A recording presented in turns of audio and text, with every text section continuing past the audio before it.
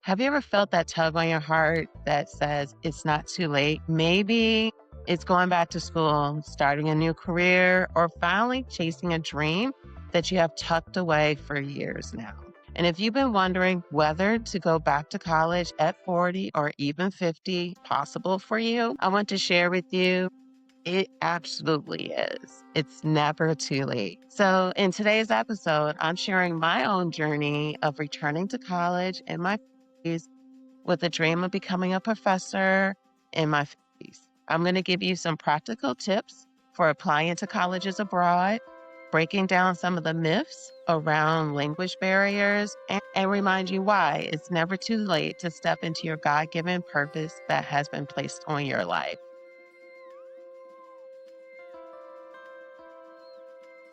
Hi, my name is Jessie, and I am the host of the Life Over 40 podcast, where I'm passionate about sharing with other women about how to live a life full of purpose and passion over 40.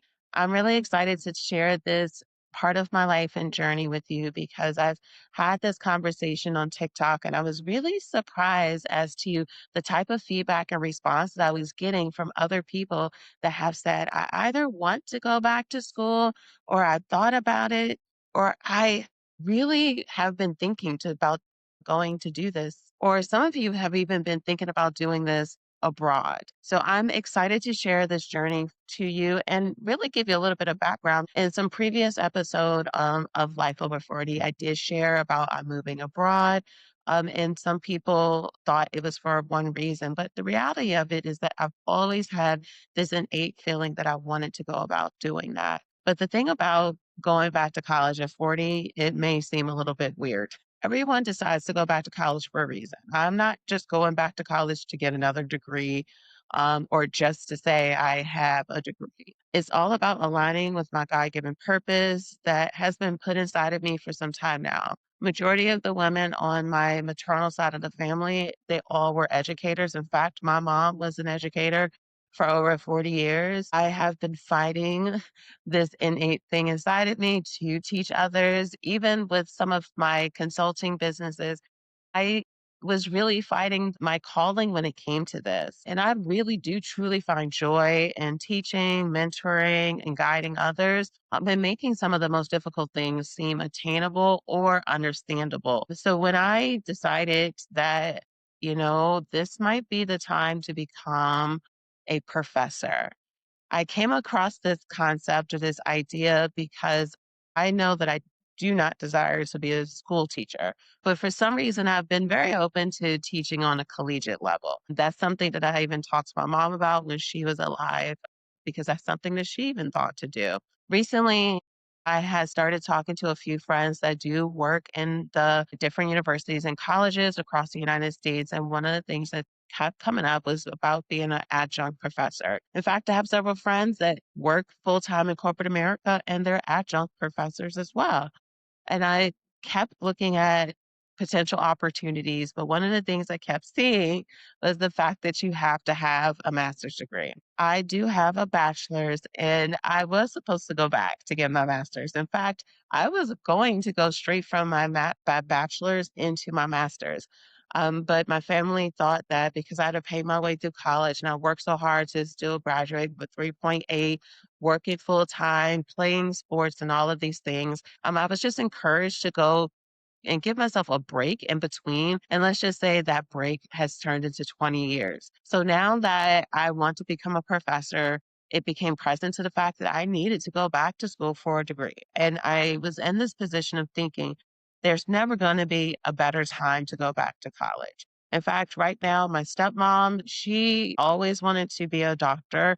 And it wasn't until the last 10 years that she was able to go back to school to get her doctorate degree. And she just, I mean, my stepmom is like 60s. Just is getting her PhD in neuroscience because she had to wait until my siblings got old enough. So I have all these examples around me that are positive examples of individuals and specifically women that had dreams for certain career goals. And why can't I have that same experience? And most importantly, why can't you have that experience? So if you've been thinking to yourself, I may want to go back to school, don't let your age be a determining factor. You still can do so. And if you're listening now, chances are this has been something that you've thought about, or you just might want to consume some content that's talking about going after your dreams. And I just want to let you know that you can do this. And it's okay if it takes decades for you to accomplish this. But if it's been put on your heart, I think there's no better time than now if you feel called to do so. So going back to college for me has been a goal because I do want to become a professor. And that requirement is not going to change anytime soon.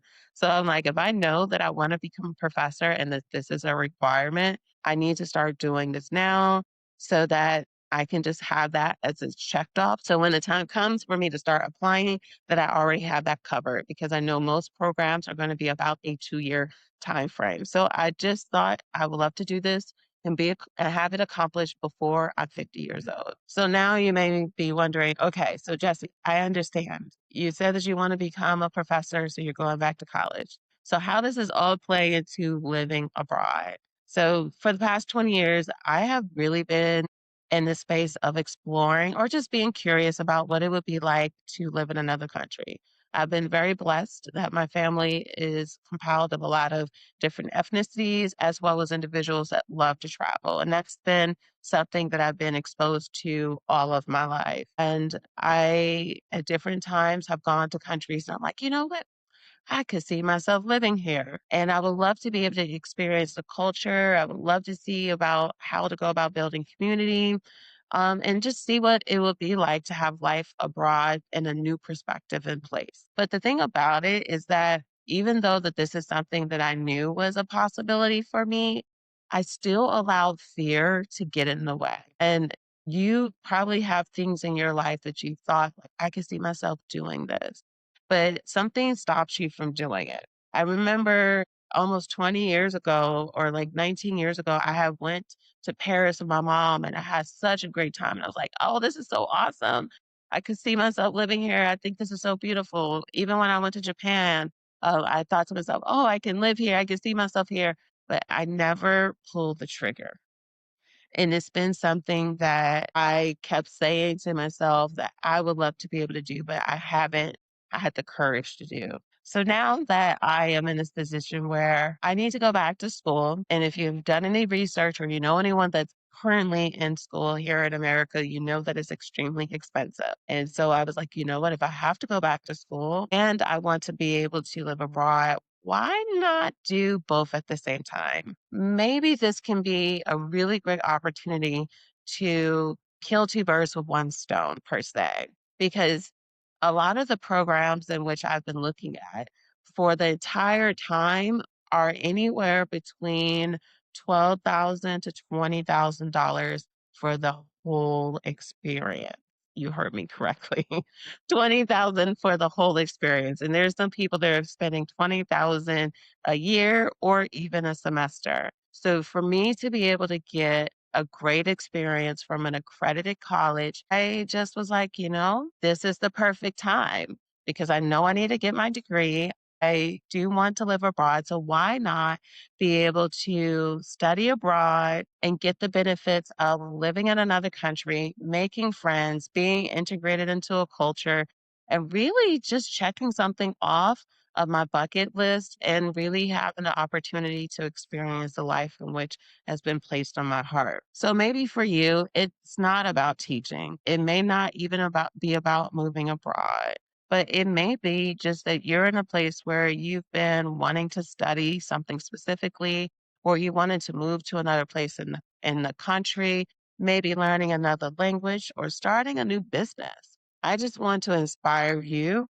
to just take this chance, take the first step to being able to really experience what has been put on your heart so that you can truly live a life full of purpose and passion. So, I do want to share with you some of the tips that I am learning as I am searching for colleges to go to abroad.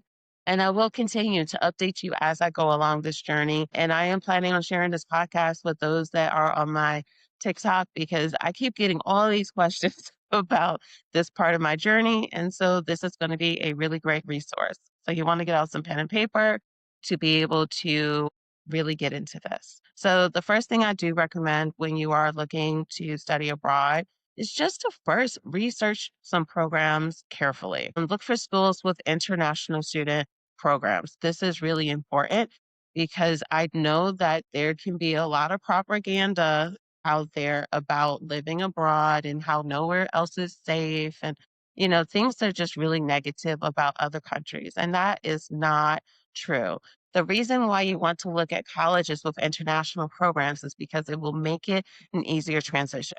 It doesn't matter if the program is in Dubai. If it has an international program, usually there's going to be a common language that they're wanting for people to speak.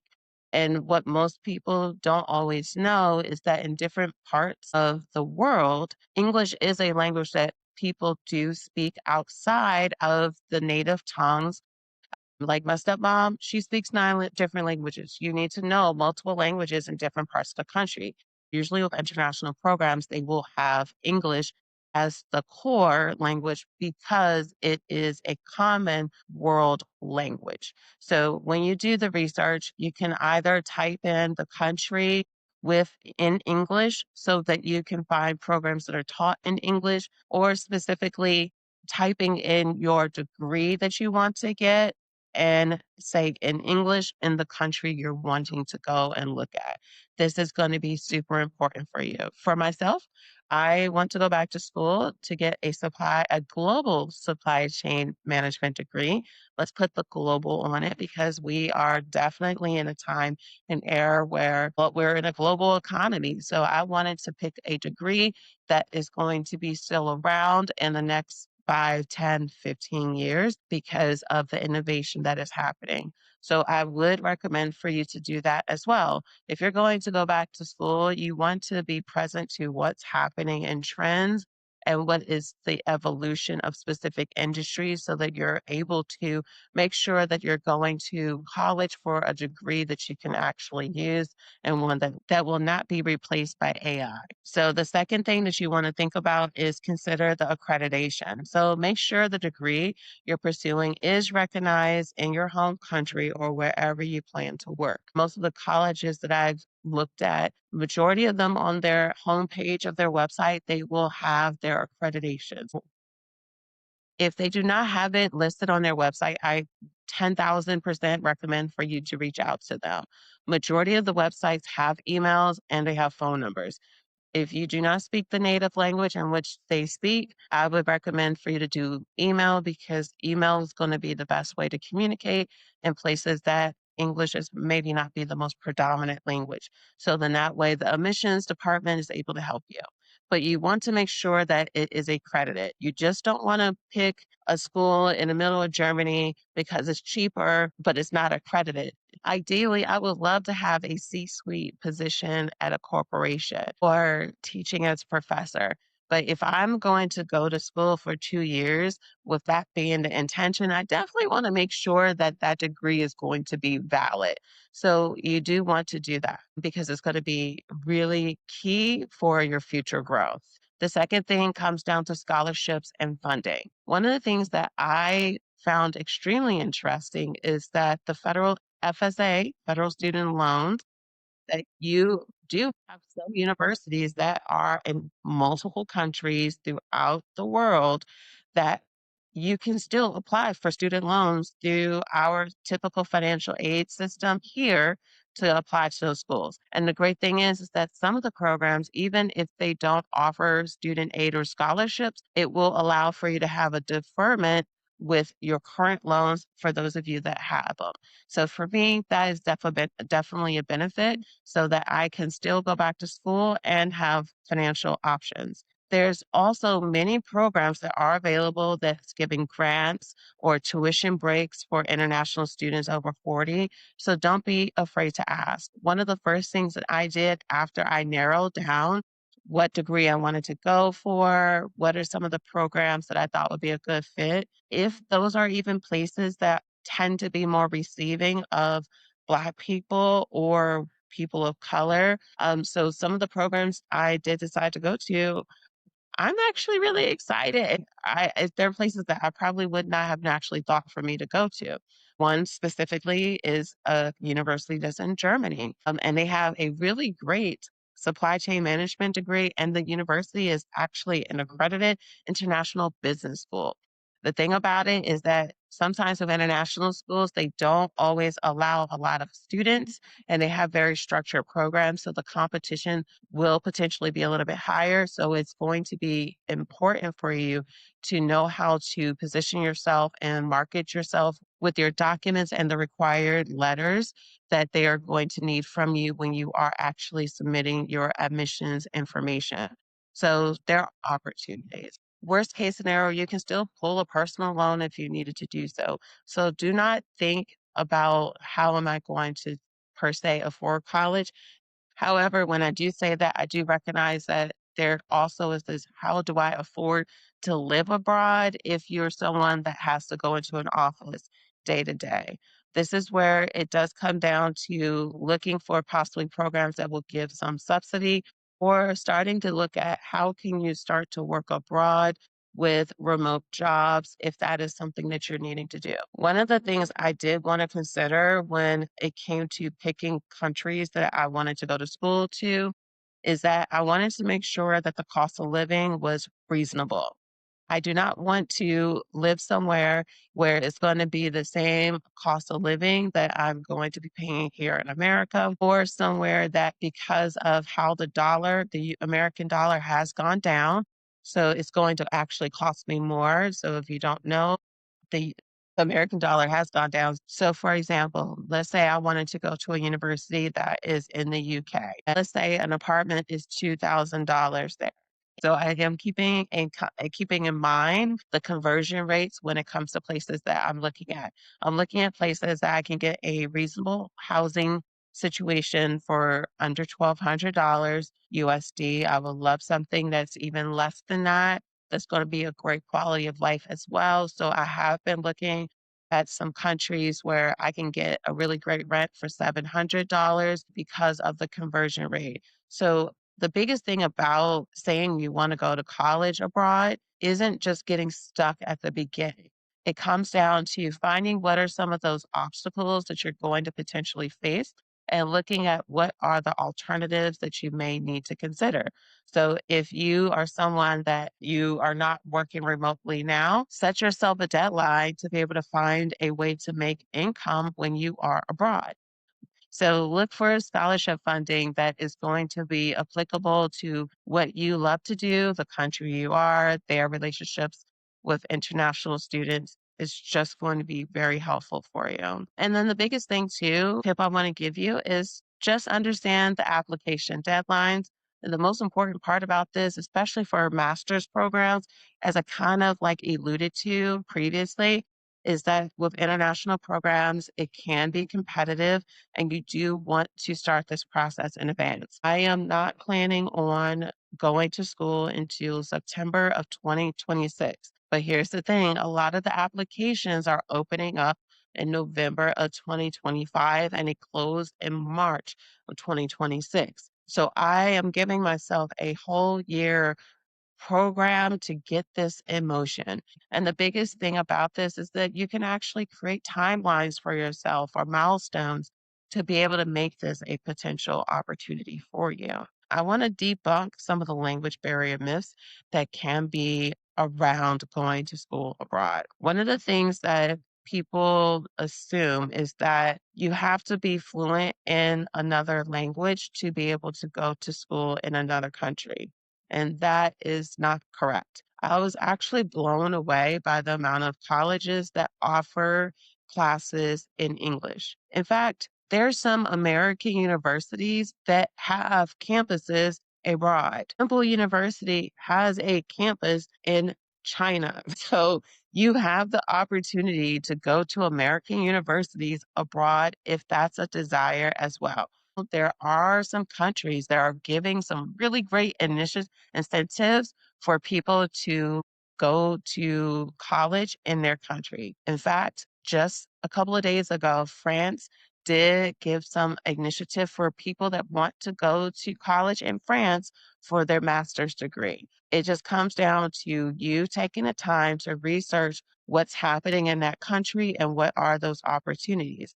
And the thing about why I am personally choosing countries that English is not the predominant language, but I can still learn in English is because I want to be able to pick up another language. That's the biggest thing for me. Some people were like, well, why don't you go to England or why don't you do the Netherlands? And the thing is that in the Netherlands, they speak Dutch because I have family members that actually live in the Netherlands. So it comes down to really what you feel the most comfortable with. I'm not going to tell someone just go to countries that predominantly speak English. One of the countries that I'm looking at is Namibia, and they have a university called Namibia University of Science and Technology. English is a predominant language in Namibia. So I will be able to go day to day speaking English, but I do want to learn Afrikaans because I want to be able to use it when I'm traveling in certain parts of Africa. So you do not have to speak the native language to go to school abroad. I am applying to a college in Germany, one in Lisbon, one in Namibia as well, and then one in Vienna as well. Don't allow the language barrier to get in the way. And the thing about it is that I found this really cool statistic. Is according to the ICEF monitor, nearly 60% of international students choose English taught programs even outside of English speaking countries. So don't let the language barrier get in the way. And I am going to encourage you to make the decision and pull the trigger towards going back to school if that is a desire for you. And the thing about it is never too late to do this. It is never, never too late to do this. But before we continue in this, I do want to let you know that the Life Over 40 podcast finally has an email list. And so I really want to encourage you to take time to subscribe to this. I am going to be sharing some new resources as they come out or just for you to be up to date with new episodes that are being released. And I recommend for you to sign up if you just want to be encouraged and be a part of this amazing community and see where this all goes because I am building this for you and for us to not feel as if there's nothing else after 40. And I'll just go back into just talking about why it's never too late. Age is not a barrier. Like my mom got her PhD in her 60 as well. Like I know a bunch of people that have been able to still go after their dreams once they pass 40. I have a good friend right now who's going back to school for her law degree in her 40s. So I find that when you're in your 40s, you bringing a new view on wisdom, resilience, and perspective that was nowhere to be found in your 20s. And you may be thinking, well, I don't want to be the older person in the classroom. I have a really great statistic for you that I found. The National Center of Education Statistics found that nearly 38% of college students in the US are over the age of 25. So you will not be an outlier. You will not be standing out. In fact, you're finding more and more people that are making the decision to go back to school. So don't keep putting it off. Whatever it is, even if this doesn't apply for you going back to school, I am going to encourage you to stop being afraid and to do it. And the biggest thing about it is that beyond the stats, it's all about faith. It's all about obedience to follow the direction in which God is leading you and walking in your God given purpose. I believe God puts a dream on us for a reason. And if you've been feeling nudged to step back into education, please don't ignore that call because I feel like there must be something amazing tied to that, plus a lot of lessons that you'll learn along the way. So if you're thinking about going to college over 40 or beyond, I hope that this gave you some clarity and courage, not just to get a degree, but creating a life that is meant for you to live. I will make sure to put some links inside of the description of this episode for those of you that are looking for some locations to find universities that are a part of the federal student loan program, as well as some resources to find financial aid and accredited master's programs, because I really, really want for you to take this jump into the next chapter of your life. So if this episode has inspired you, please don't forget to subscribe to this channel so you don't miss out on any future conversations about purpose, wellness, or thriving in midlife, because your next chapter is just beginning. Until next time.